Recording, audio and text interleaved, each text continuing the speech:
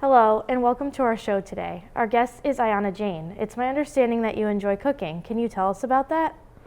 Yeah, I really enjoy cooking. I've been cooking since I was a little girl.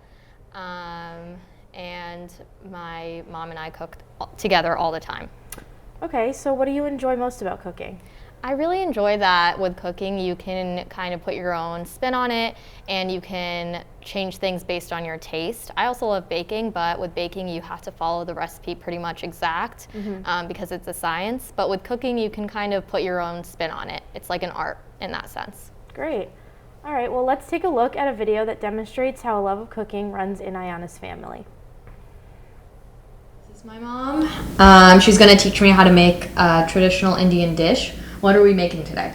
We're making a potato dish with tomatoes. And it's called? It's called aloo ki sabzi. Like a gravy, potatoes.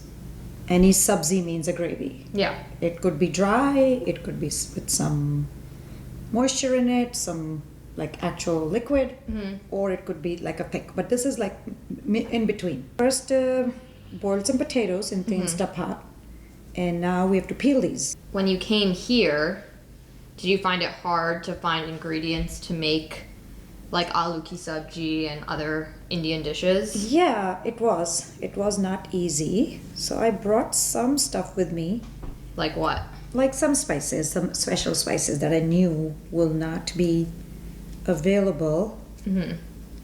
Like a special mix that we will put in this aloo ki sabji, I still get it from India. So the next step after you've peeled all the potatoes, you will have to just break them into chunks. You need the uneven pieces. The next step now is to prepare some tomatoes because that'll bring the tart and the flavor to our aloo. And it's the base of The gravy, The right? gravy, yes. It Yes, kind of yes. makes it liquidy, almost like a sauce. Oh no, almost like a sauce, correct. Okay. So I'm gonna put it in the... In the blender. You always had a very strong sense of taste and smell.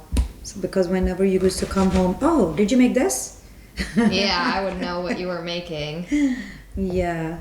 So that is important when you eat or cook. That sense of taste, enhanced taste and smell, kind of helps you. So I think that's why you make good food. How do you prepare gingers and chili? I just took the top of the chilies off and washed them. I'm gonna put this many, 4 or 5, I think, chilies in there.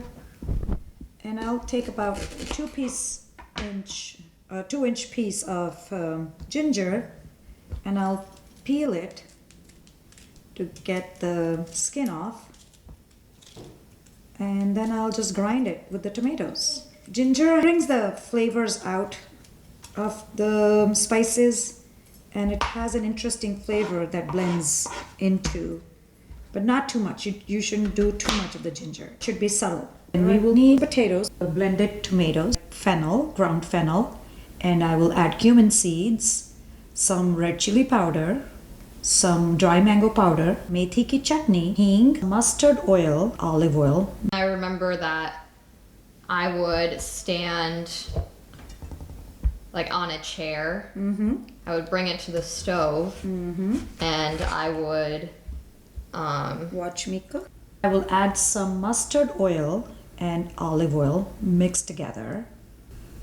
Then we will put this special spice. It's called methi ki chutney.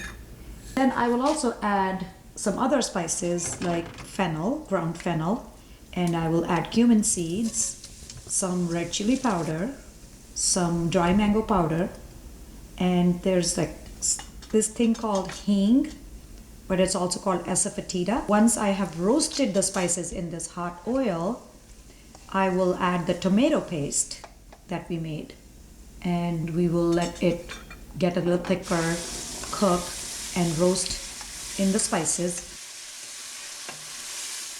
And it's okay to taste it a little bit because then you will know if it needs more salt or... I think it needs more salt.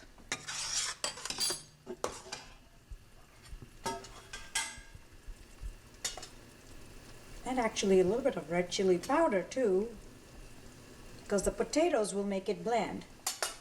I might taste it one more time after I add the potatoes. And then we'll add the potatoes and I will gauge the amount of water it needs. Then I will let it simmer.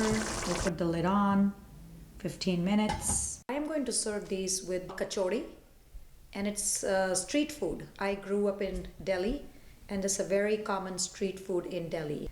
This plate has one flaky khasta kachori, also methi ki chutney and aloo ki sabji. And then your aloo ki sabji will be ready. That was a great video. Could you tell us what it's like cooking with your mom? Sure. So cooking with my mom is nice because she taught me all of the foundational skills of cooking. And now that I'm older, I can teach her things that I learn when I'm cooking on my own. But it's great that she's there with me to teach me things along the way. Of course, she's my mom, so we fight sometimes along the way, but it's nice. Okay, and what kinds of things have you learned from your mom?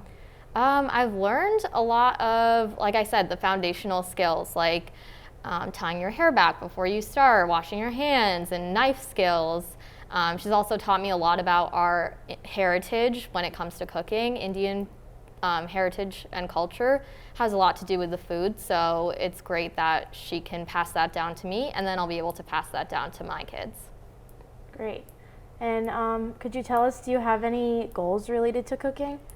Goals, I guess, would just be to cook as much as I want to and cook things that I enjoy eating and things that I want to try, as well as like just, enjoying it along the way. That's all.